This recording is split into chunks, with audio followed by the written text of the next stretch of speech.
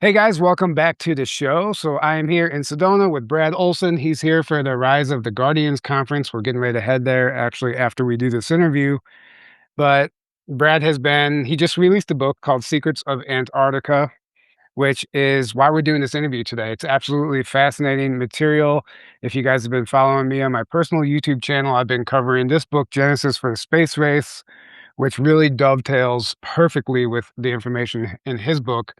So it covers the whole the story of how the Germans made their way to the Antarctica, to the South Pole, and set up shop potentially in the Hollow Earth. And there's a lot of evidence to support that. It's not just some wild theory anymore. So I'm here with Brad.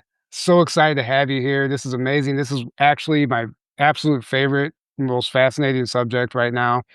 And I can't get enough of it. So I'm glad to have this conversation. Yeah, and Tyler, you've been breaking grounds with these books and your research. And as you said in the pre-interview, this stuff all dovetails together. So when you get all these data points that continue to corroborate this whole Germans and the inner Earth story, it becomes much more believable because there's so much more evidence to support it together. Right, right. No, I agree. So I guess for the audience who doesn't know, we had you on about man almost I don't know 6-8 months ago Yeah, talking about this stuff, but your book wasn't out yet. right. So now your book's out, and we can really get into some of the stuff. And we were just kind of comparing notes. So let's just start with okay. You've been researching this stuff. You met this guy named Frank, right? Yeah.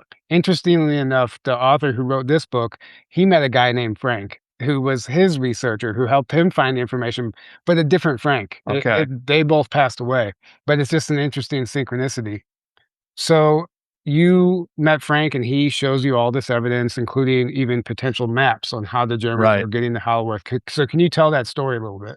Yeah, absolutely. So I was on a radio show called Alpha Broadcast with Agi Nast. He's from Denmark. And after the show, this is about a year ago, year and a half ago, he said, "Hey, Brad, I know this guy in Germany. He speaks fluent German. He reads German. He can even read and write in Russian. Would you be interested in seeing him or talking to him?" I said, "Of course I am. I'm working on this book, so be happy to do it." And we struck up a friendship. We spoke almost every day. I was sharing some of my Antarctica information, and he started giving me these maps. I'll put them on the screen. Okay, Actually, sure. I'm gonna do this one right because I'm this is This is pretty yeah, important stuff, yeah, which shows the directions of the U-boats as well as the written directions in German, and specifically says Agartha.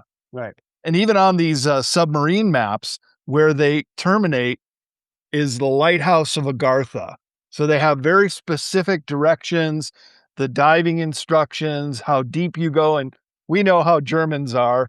They're very exact. So they say 53.2 meters. That's exactly what they mean. right, And so now we have the Germans going there even before Operation High Jump, which was to dislodge them because they knew that the Germans were bringing down a lot of material, personnel, and setting up this base 211. right, And the reason they know that is because the British had cracked the Enigma code in the early 1940s. They were already listening to the conversation of the U-boats heading down there.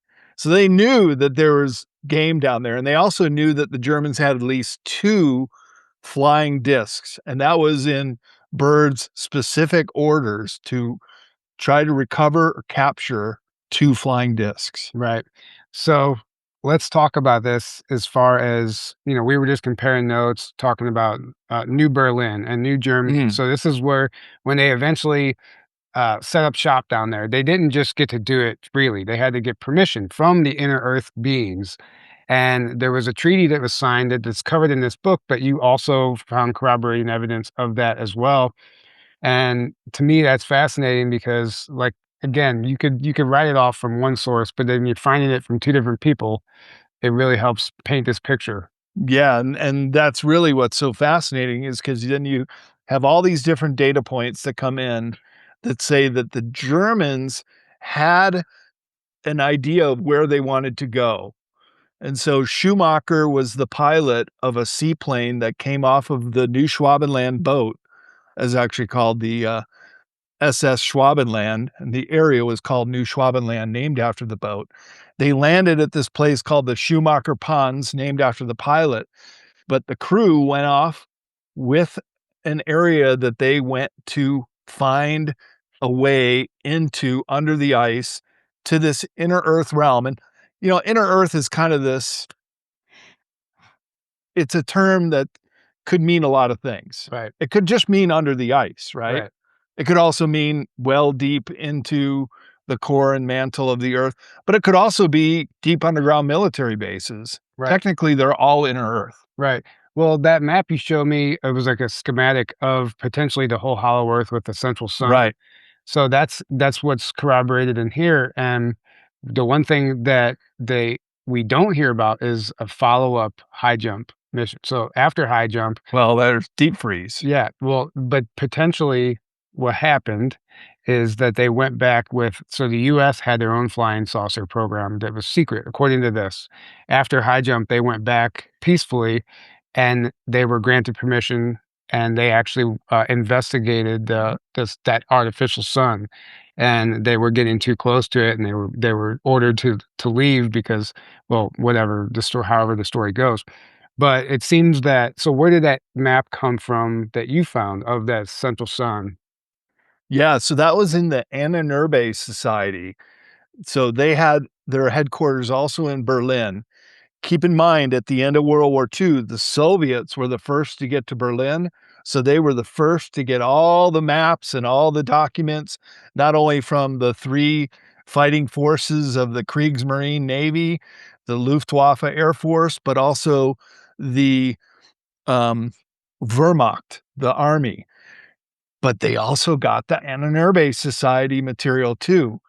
They put it all together in what was a large file called the ROM file, and one part of that was the Orion file.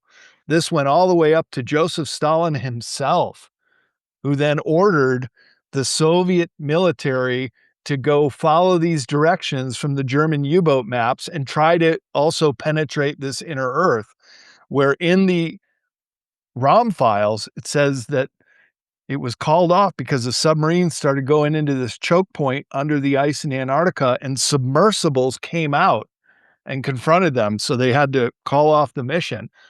At the exact same time, this is in late 1946, here's the surface ships of Operation High Jump doing their operation. This is all post World War II, and both the Soviets and the Americans are going down there with invasion forces Right. to try to penetrate these bases. Right. And but what's interesting too is there's a whole history of between Russia and this Inner Earth Society, allegedly.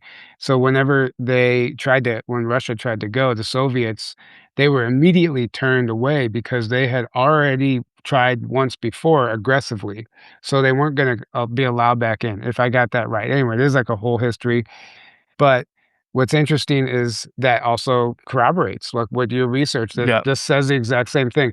The Russians tried and were turned away, Yep. and potentially some of them were even destroyed. I don't know the whole details of that story, but going back a little bit, talking about them having to get permission to build New Berlin and Yeah. this construction, like what kind of information did you find as far as that goes? And let's keep in mind there was more than one base. So base 211 was more of a inner ice submarine fulcrum base. You can only access it under the ice, but there were probably ways to go up and down. That's what the Schumacher party found. But they knew exactly where to go. And so this even traces back to the 1930s when the Germans were sending expeditions to Tibet. Mhm. And so on the expedition that came back to Berlin in 1938 from Tibet, it was led by Ernst Schaefer, Okay. and he had some kind of information that the Germans immediately took action upon and set up their Schwabenland expedition in that same year in 1938, like a very urgent need to get down to Antarctica. This is all pre-World War II, and then they started several supply shipping lines all through the war years too, when they were intercepted by the British cracking the Enigma code, knowing that they're bringing all this stuff down there, including some of their flying discs. Right. Yeah, so and then specifically on the constructions, you said Yeah. they were building a type of construction that they wanted to do on the surface, but they weren't able to, or can you explain that? Yeah. So Albert Speer was this major architect of the Third Reich, and they had schematics where they were going to create this large New Berlin city in Berlin. Right, But of course, the war uh, changed all that, and old Berlin got destroyed, and these plans never took off. But there was a researcher named Vladimir Terzinsky, and he was a pretty prolific speaker, and I think he had access to the ROM file and the Aryan files because he was talking about, and this is a quote, "The city of New Berlin was developed into inner Earth and part of the German South Polar colony. They were admitted by the inner Earthlings to build a city there. They built most of the buildings that architect Albert Speer was planning to build in Berlin. And they later established shoulder-to-shoulder cooperation with the Russians and the Americans quietly of the Illuminati government." right, So after the Russians and the Americans were both repelled from high jump and the submarine entrance, they realized that the Germans have way more advanced technology. right. And rather than going into a full-blown war, why don't we strike a deal with them? Mhm. And we want to get their technology. They want us to leave them alone.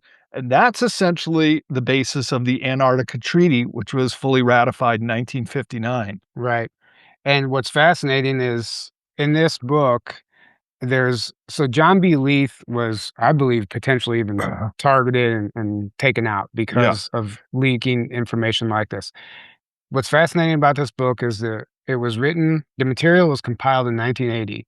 It never saw the light of the day until 2013. Mm. So we're talking information from the 80s and earlier. But John B. Leith, he did an interview where he sounded like he was scared for his life. Actually, he was on stage. You saw the video, and he talked about knowing of the Hollow Earth. And there's allegedly these 300 photos that were taken and that were real. He didn't have access to them, but he knew of them. And he said, I could be killed for sharing this information. In the back of this book, there are some of those photos. And one of those photos, and I'll put this on the screen, is literally of the tour at New Berlin, photo in the inner earth. Wow. It's a very bad it's a not a good quality photo, but, you wouldn't know the difference that this wasn't on the surface because these are familiar constructions, but, it also talks about how some of the inner earth beings that were already there once they struck this treaty, this deal with the Germans, the Germans, the New Berlin, they actually had assistance from the inner earth beings and they helped them construct this stuff. So it's a really, and they allotted them some land that Mm. they had, and there's a whole, like, all the details are here. But it's fascinating to me because this tells some of the story, and then you have some of the actual documents and evidence. So Yeah. it's fascinating. Especially when you consider the Russians, the British, the Americans all knew the Germans were setting this up. Right.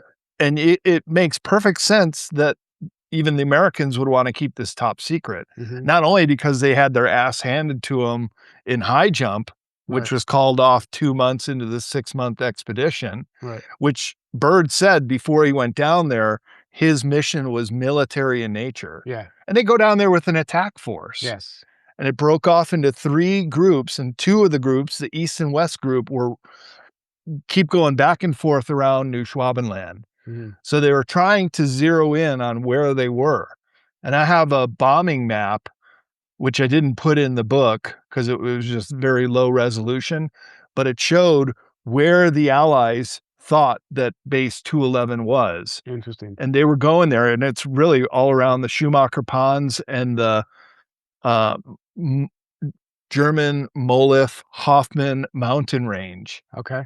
And that's where, on the first trip down there, they thought that there was a surface water port that the Germans could use to build their base there. Right. But I think all of those had a connection down to the lower area below the ice Oh, I would where imagine so. submarines could access. Right.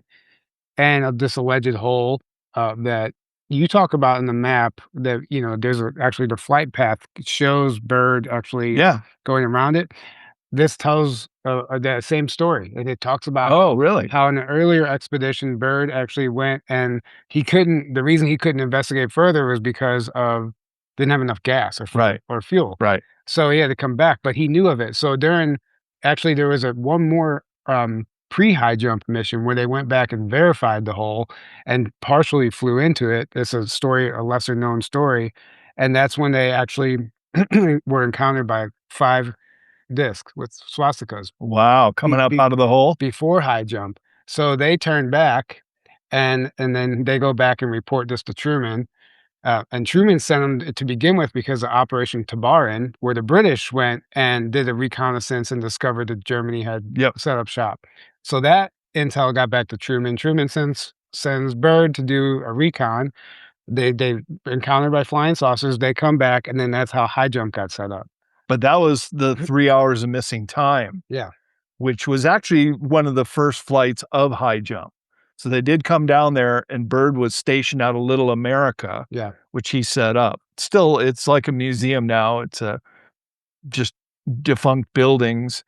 The main operations moved to McMurdo. right. And 3 years ago, according to Linda Moulton Howe, her whistleblowers, and also Michael Sala, reported on a contingent of Germans making their way to McMurdo in the middle of winter, just saying, "Get us out of here. We want to leave." And they showed up overland. So they're coming in on a cat track. It's about the only way you can Right, do it. So I've been thinking, where would they come from? right, Well, where they came from was the hole in the ice where right, Brian S. said there's a road that corkscrews down. right, So they were probably in inner earth, and just a contingent said, let's get out of here and go right. to McMurdo and see if they'll fly us out of here. And they did. And I'm just thinking as you're saying this, the way Byrd described in one of his reports in this book was it was like a corkscrew spiral Yeah. going in. Yep. So again, even Byrd said that. So Wow. he confirmed it. Um, That's what so Brian S. said too. so it makes me wonder because what this explains that treaty was is there was no war allowed, no violence, and the citizens were monitored for a full 30-year period, and they were closely watched and monitored to make sure that they weren't inciting violence. Like it's a very peaceful place. Yeah. But and in the event that somebody did break the law or go against that, they were ejected back to the surface. Yep. And it makes me wonder if that's potentially what happened to that group that was coming through the South Pole Station. If they were wanted out of there, maybe they were no longer welcome for some reason. That's a good point. And when these submarines arrived at Mar del Plata in Argentina several months after the conclusion of World War II. So in the summer of 1945, U-530 and U-977 surrendered at Mar del Plata, and a whole bunch of soldiers who had wounds from the war from a couple months earlier were aboard. Mm. So you're right. Maybe they got there and they said, no, you're too warlike, or Yeah, you still want to fight, and we don't want to have that here. right, exactly. And so there's a lot of information about secret peaceful negotiations with the Mm, US and the Inner Earth Germans and like an absolute treaty to maintain secrecy. Like this is something that we can never know about because for war reasons, it would potentially it's like another war front that we have to potentially battle because we're war minded on yeah, the surface, but they're not. But if we were to release this information, the public and the military would deem it as a threat, right. even though they were saying they were peaceful. So to protect them, obviously it's been all kept a secret. But some of the information in this book comes from allegedly one of the people from Inner Earth. They call them a Bodlander or something for some weird reason. They they have to get a Icelandic visa, a passport through Iceland if they want to. Anybody that wants to go to or from the surface has to go through Iceland. Mm, And he was working in a university as a professor in Washington, DC, and this was back. John Leith was? No, no, this guy from Inner Earth. Oh, He okay. came to live on the surface, and he was here in disguise as a professor. This John B. Leith interviewed him, and he told him all about what's happening down there, and has the whole transcribed interview. Oh, cool. So it's just all to say that even some of the Inner Earth inhabitants are surface Yeah. dwellers as well. Yeah. And Carrie Cassidy on Project Camelot, she got a book submitted to Camelot about 10 years ago, all written in German with a lot of really arcane mathematical and physics type computations. That part is in and of itself a different part of the book, but in the beginning, and it's called the New Berlin Base. Mm, And she had it translate in the first part of the book. The author describes growing up in a German speaking colony underneath the domes of ice. He eventually makes his way out, gets back to Germany, publishes this book, and as far as I know, he's pretty much dropped off the radar since then. right. People have been trying to interview him and stuff. But it was interesting how he talked about growing up Yep. as a multi-generational Yeah. German, although he was of Indian descent. But what's interesting is at the Schumacher Ponds today, there's an Indian base, Yeah. and those lakes are very deep. So we think that they could possibly one of the submarine ports. That's so interesting. Man, you gotta read this because I do. it talks about that. It talks about how certain, like, not even children, but even adults will come to the surface to complete schooling in the universities on the surface, but they're given, like, basically a new identity and all this stuff, and Yep. obviously, they're just like an exchange student or something, but they're really from these German colonies inside the Earth, Yep. and it just perfectly corroborates that.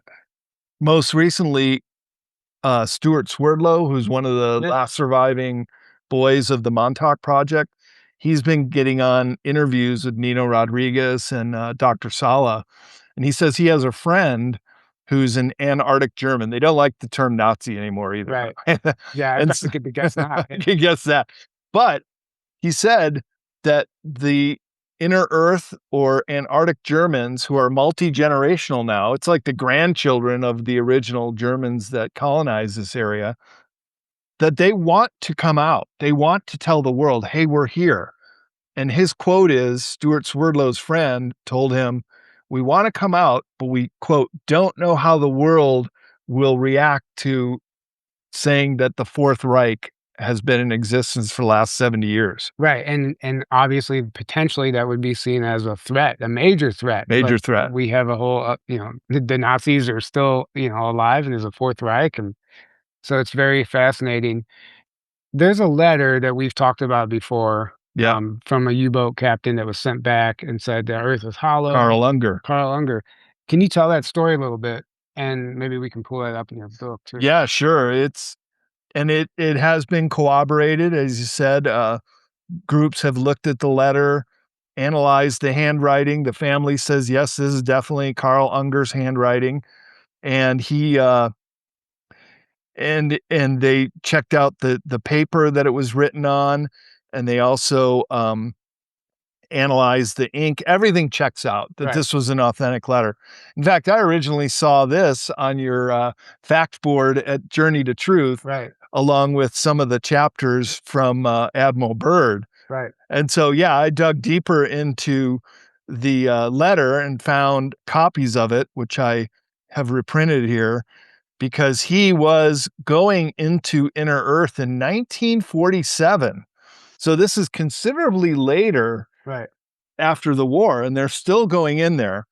And so his letter reads, Dear old comrade, and this is dated 4/20, 1947. 4/20 is actually Hitler's birthday. Yeah. Yes, it is. But this is after they think he's dead, although I think we know that he Right. survived the war. Right.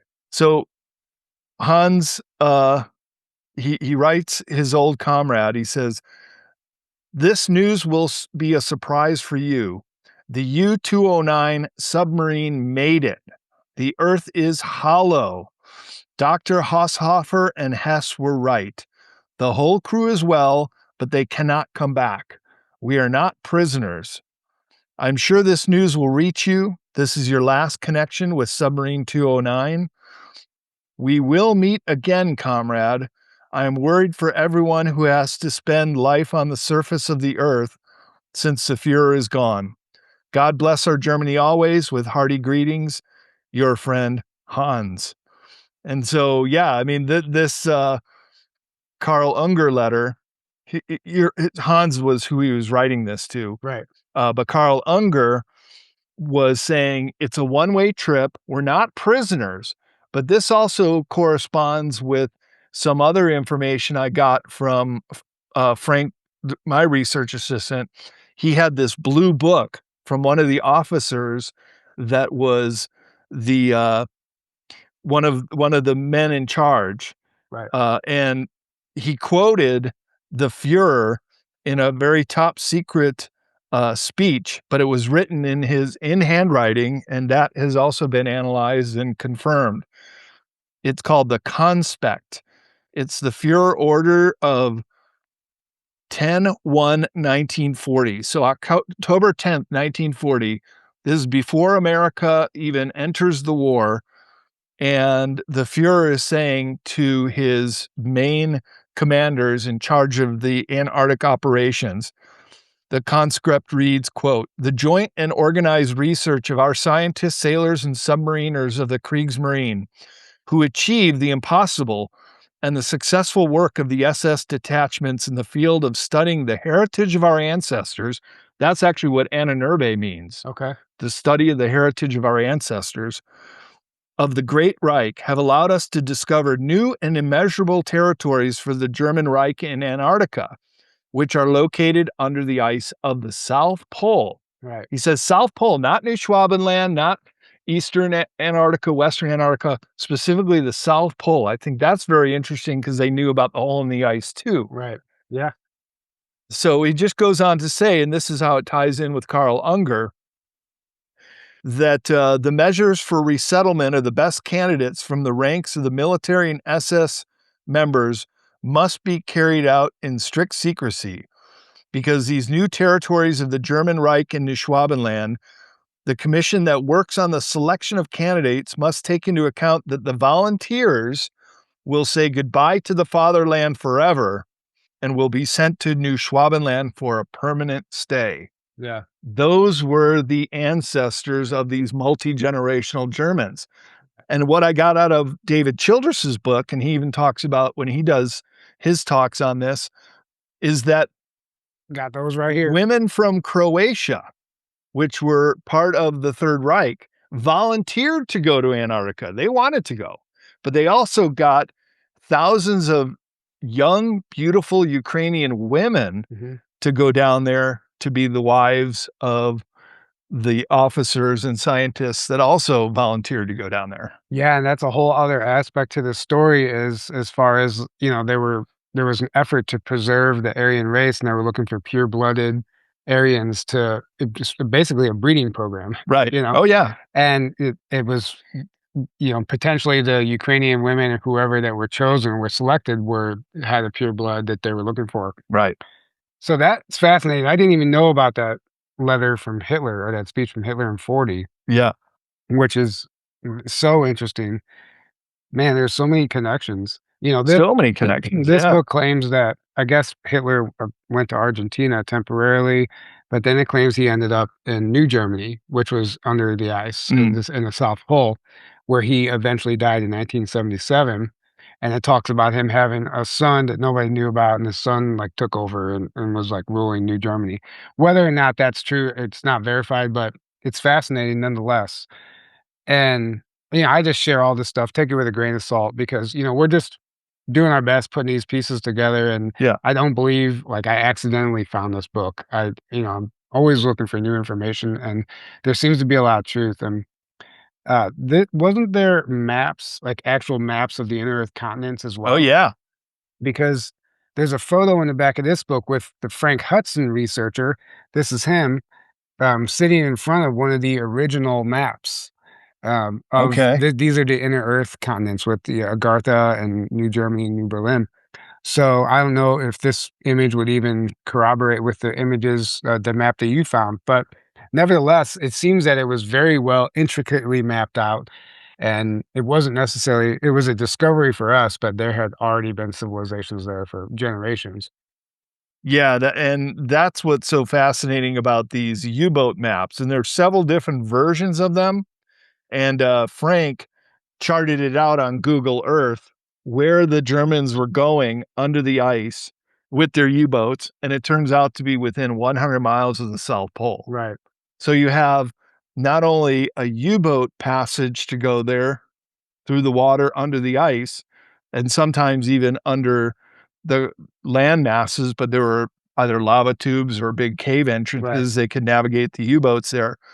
But you have the road that corkscrews down at the South Pole and is big enough to fly a plane in. Hmm. So you can actually get to these locations 3 different ways, Right. and there's also the, NSA that is stationed in South Pole. So they're up there monitoring all things that have to do with, ETs. That's Right. why the NSA was founded, and there's a building at McMurdo, an unmarked building that everybody knows is the NSA. It's like the biggest secret that everybody knows, kinda like our Area 51 here in Right. Nevada, Right. and they have, personnel stationed up at the South Pole base, and you'd think, "Well, what are they doing there if they're just working on the neutrino and ice cube experiments?" Right. Which also have something to do with, what's down below in the South Pole. And this is another, these are, unfortunately, they're terrible quality, but these are apparently two photos of the construction of the inner earth city of New Berlin. So if I would love to find the original photos of these. I tried to find them online. I couldn't, but I'll put them on the screen. So it's really just interesting because I was looking for photos of the maps. But the reason I asked about the maps is because it seems that um, I thought I saw you in one of your I presentations. do. That These that's it. the hemisphere map. Yeah, that's what I was looking. Yeah, and there are many versions of these hemisphere maps. This is just the latest version. There are some where the ocean is not quite as dark, and every year that they draw these maps, they put in more details. Right. But I compared this is the hole in the ice to the continental landmass, and this is very close to what Antarctica would look like without the ice. Hmm.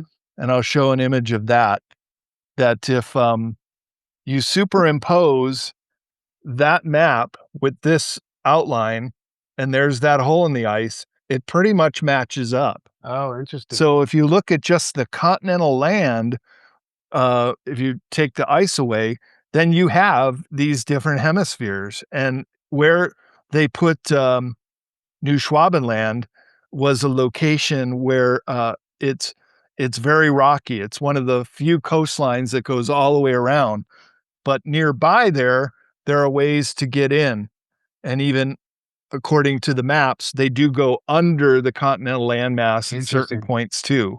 Yeah. Wow. There's so much there. So much there. And and those maps are were those maps on the you said where they were from again? Yeah, they were part of the, cache of maps, and here's Nikolai Subotin. See, he's flipping through a stack of them. Yeah. So the providence of their, reality, and this is an earlier version of those hemispheres where the oceans aren't black yet.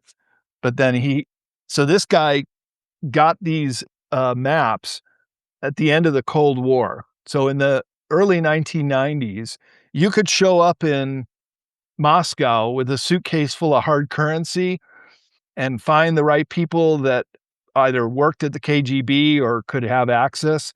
Say, "Hey, I wanna get, alien autopsy videos." Right. "Okay, here you go." Right. "Hey, I wanna get, UFO crash videos." "Yep, we got those too. Here you go."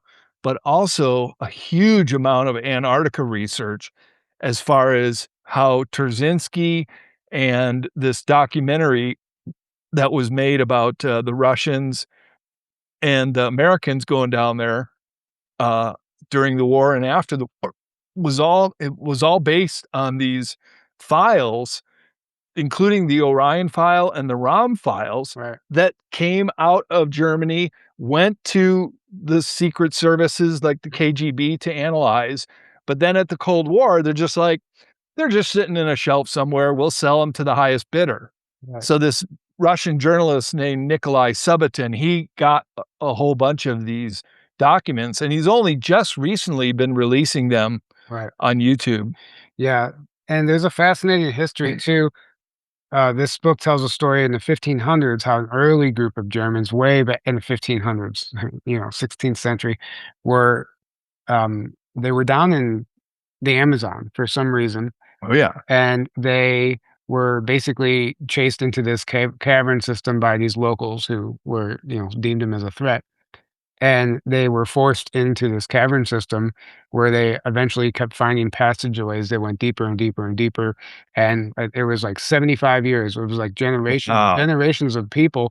They ended up, they found life and vegetation and like either other creatures and stuff that existed there. And they eventually were forced to go deeper by some like some weird type of animal that they found that would like had them cornered. So they were forced to go deeper, and eventually they came out into this opening when they thought they came into the other side of the planet. They thought they had tunneled through the whole planet, wow. but they had tunneled to the inside surface where they encountered this group of very advanced beings with like saucers and stuff. And this is the 1500s. They called themselves the New Atlanteans. They were Atlantean survivors that had fled the inner Earth during that cataclysm, Wow. and they were granted permission to stay there, and eventually, some of those Germans made their way back to the surface with information of this whole land, and it's rumored that that's why Hitler, like, they knew, they were adamant. It wasn't like it was a sure thing. They wouldn't have invested that many resources into something that could have been. Right. Yeah, they sent recon missions, but they had intel. Yeah. They had intel, they knew that their ancestors had found this place, and it was allegedly just a rumor, but it was later verified by Hitler that there was actually some credibility to the claims, and that's why they went back. So, Yeah, and part of that, research was when they came back from Tibet with diagrams and schematics for this inner Earth, yeah, and so you could say that, Ernst Schaefer, who was portrayed in the movie 7 Years in Tibet, of course, they didn't get anything about inner Earth or right, what they were really doing down there. They were mountain climbing. No, they were there to find evidence of this inner Earth civilization. That was the whole point of this whole Aryan research group, to find the origins of their ancestors, the right. Anunnaki. So perfect, yeah. Yeah. And Karl Haushofer went to Tibet as well, Yep. and he spent time with the Green Dragon and the Black Dragon societies, which were allegedly these monks that, meditated in these caves, and they were like channeling these extraterrestrials. And he came back with all this knowledge. I read that in the Planet Serpo book, so I don't know how accurate that information is, but nevertheless, he allegedly came back with knowledge of the inner Earth as well Yep. from Tibet.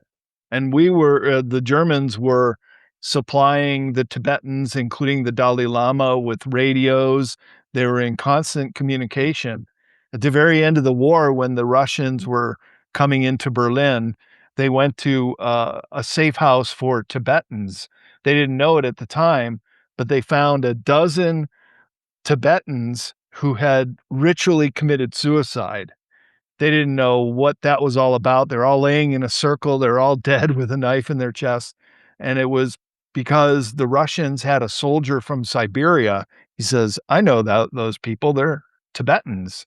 And they were all wearing Third Reich SS officer uniforms. Wow. So there was a huge connection with Tibet and what they knew and what they supplied to the Germans, including these inner Earth maps, Wow. which the Germans then used and created their own maps through the Anunnaki Society, which show this central sun Yeah. and this inner Earth where everything gravity is the opposite. Right. So the inner sun rotates the opposite of the way the Earth does. I'm Yeah. still trying to wrap my head around this. No, it's fascinating, and they also claim that gravity is generated within the Earth's crust, not the core. Right. Also, like, the Tibetans have maps of the Hollow Earth, Yep. potentially. It's like a depicted all over, even on the surface. If you go there now, like on some of the structures, it's very similar to that, right? Yeah, and so this is the original Tibetan map, and then the Germans superimposed with their different titles of what all the symbols were, including the symbol of the Anunnaki Society, Wow. which I think they got from the Tibetans. Yeah. Well, it seems that there's many depictions of that, even on the surface. If you were to go there now in some of these ancient structures or temples, you Yeah, see that diagram, and no one's connecting the dots that it's actually a map of the Hollow Earth, yeah. which I think is fascinating. So when I went to India, when I was traveling around the world, I was really amazed and even shocked to see the swastika on signs for temples, but it was flipped around and it was straight up. So just think of the swastika in an opposite direction. I'm like, that's pretty weird. I found out that it represents reincarnation because it's like the wheel of karma going around, but it's a sacred symbol in the Far East, especially in India and Tibet. And then I found that it's based on the star system of the Giant Dipper. So if you take the Giant Dipper and you flip it in 4 directions, Right. it creates a swastika. Right. Yeah. So it's kind of our greatest star symbol in the sky Right. is how the ancient Indians, but then co-opted by the Nazis Right. And for then use on their flag. right, and then unfortunately, it's only viewed as a negative symbol when it was really an ancient sacred Yeah. symbol. Yeah. You can't even have a flag with the swastika or the black sun in Germany today. They're illegal. Oh, I You didn't you know would that. get arrested, yeah. I did not know that. Wow. Even David Childress told me this, he had to order the kit for the Honeyboo, Revel model Yeah, yeah, kit yeah. from Turkey. The flying saucer Yeah, model toy. yeah, they make their own toys out of it, Hmm. and you cannot even buy that in Germany. It's Right. illegal, and Right. if you had it, they would take it away from you. Yeah, and that's a whole other aspect to this story is the German flying saucer program and how they developed that technology. And there's a lot of information in this book and also the Sands of Time material. So that's another thing I'm fascinated in. But it really does dovetail because one of the reasons Hitler wanted to go to the South Pole was because they were actually aided. They had help developing these flying saucers from Yeah, extraterrestrials, potentially the Vril and the Venusians, according to some information I've found. But they said, "We'll help you, but as long as you don't turn them into war machines." Well, Hitler was not he was looking to win the war.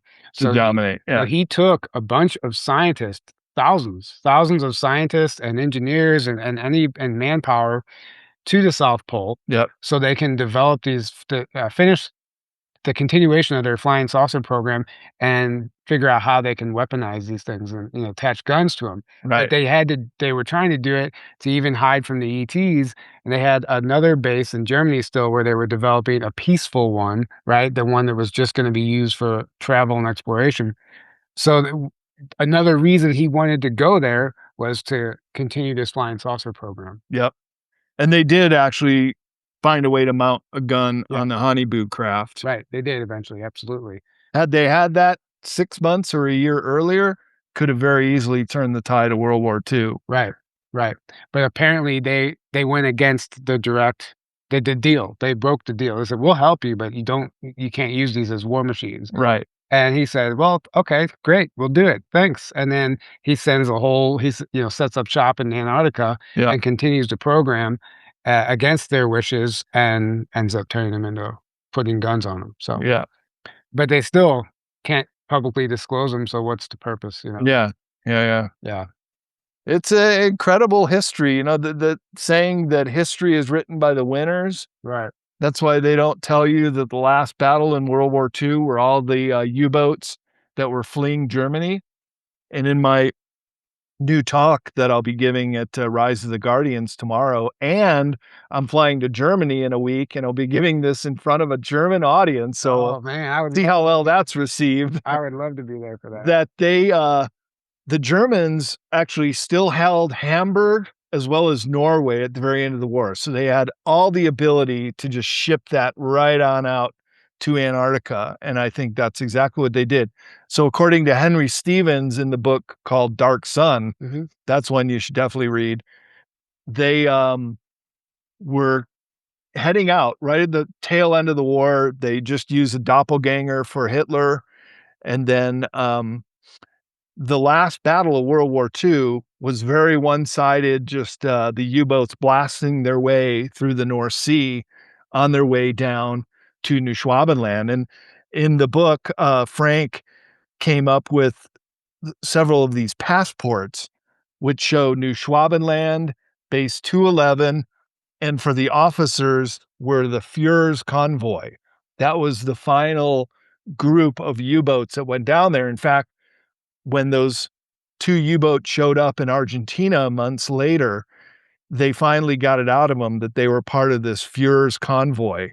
Wow. Part of Valkyrie 2 was the name of their operation to get their top scientists, top officers, and most likely Hitler himself. Right. You know, there's a whole other side of this coin where were you gonna say something else? Well, the camera just moved to me for some reason. We gotta lean over now. Right. That's what I'm talking about with this thing. All right, time out just for a second here. Let's do this. So it's this weird tracking thing. Or not tracking. I was using my arms and maybe it picked up that motion. No, it does that. So it's technology is great until it's not. Okay. Let's hopefully that works. Let me pull this back up. Okay. Hit record. That's still recording. Okay. So what was I saying? Oh, there's the other side to this coin where there's allegedly a North Pole entrance as well. Right. And potentially why we're so interested in Greenland, because at the northern tip of Greenland, it's the Arctic Sea where it's apparent this apparent hole is, and there's people that have talked about it in the past. But what is factual is that the Germans and the Russians and the United States have all have stations, Right. weather stations, but they're bases in Greenland. Northern Greenland too. Greenland, yeah. And allegedly, who knows what they're doing, but they can't the North Pole entrance is not as accessible because it's guarded by whoever's guarding it. And they can't freely access it like they can the South Pole, which is it's just another fascinating, history. Right, exactly. And Brooks Agnew, who speaks at conferences and he talks about inner Earth as well, he says he knows the GPS coordinates. I've tried to get it out of him. He won't tell me, but it sounds like it's on land, either at the very northern tip of Greenland or some of those northern islands which are controlled by Norway. And in fact, the father and son in the Smoky God, they were sailing towards those northern islands in Norway when they found the entrance in the North Pole and were able to sail through inner Earth, and then they eventually popped out at the South Pole entrance. Right, and they spent 2 years there, allegedly, and then when he came back and told the story, he was thrown in an insane asylum. Right. And then he was scared to talk about it, and the book wasn't actually released until he died, and he had given the information to somebody he met that he confided in and was afraid to release it while he was alive because of how tortured he was in the mental institution.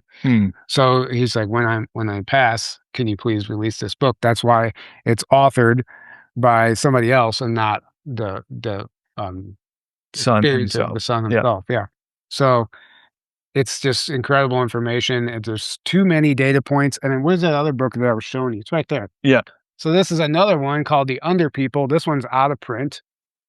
Wow, that was a good find. Yeah, it's one of my friends, my friend Nikki found this, and it's only available. There's only used copies, written in 1969, and it's a compilation of inner Earth testimonies, dating back to the 1500s. Some old stories about how we were much more. Actually, we used to be in communication and do business with the inner Earth people, and it was the Catholic Church that put an end to that. And there's even documents that prove the Catholic Church ordered all the entrances to be sealed, and they did that. So they cut off communication, and then next thing you know, we have and I forget what year, 18 something, with the theory of, evolution comes out, and that the whole we're just given this whole new history, and anything prior to that, there was no advanced civilization. So it kind of erases that history that we had with doing business with the inner Earth inhabitants. Right. So it's just fascinating, and there's actual documents and proof, and we showed it in our Hollow Earth webinar that I found written.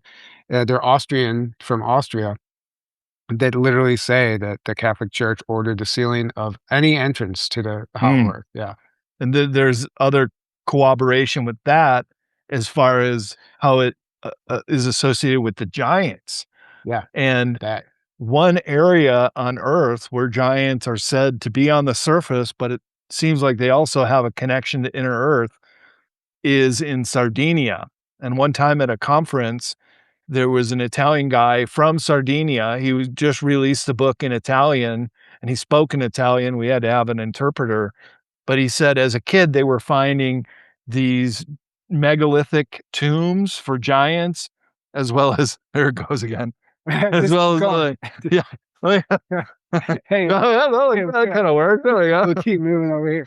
Just keep talking. Yeah, Well, that he said that, every time they would find a new megalithic structure or giant bones, they would report it to the local constable. Then the police would then tell the Vatican. The Vatican would come in and just take the bones, cover up the megaliths, and just say, "You didn't see what you just saw." I mean, yeah, that's exactly it. And we know the Smithsonian. Yep, They also talked about their Bureau of Ethnology. So there was a report when the Smithsonian first came out. There's actually evidence, and Aaron found this, that in their very first report that basically laid out what the purpose of the Smithsonian was to anything anterior to the discovery of Christopher Columbus and of the discovery of America in 1492 of Christopher Columbus, anything anterior to that discovery was to be considered illegitimate. mm, So anything that proved that there was advanced life or civilization before Columbus was thrown out, yep, and that's just simply the case. That's what happened, and yep, they're still maintaining that cover up. In fact, this book says the plane that bird flew to in high jump with yep. was eventually, once we got disclosure, it says it was eventually supposed to be on display in the Smithsonian with the whole history of what really happened, and I guarantee we'll never see that. No, But that their mindset was much different back then. right. Also in the Smoky God, he says that he encountered a civilization of giants. Yeah, And they were very advanced. They had very nicely tailored clothes. They wore jewelry. They were twice the size of him and his father.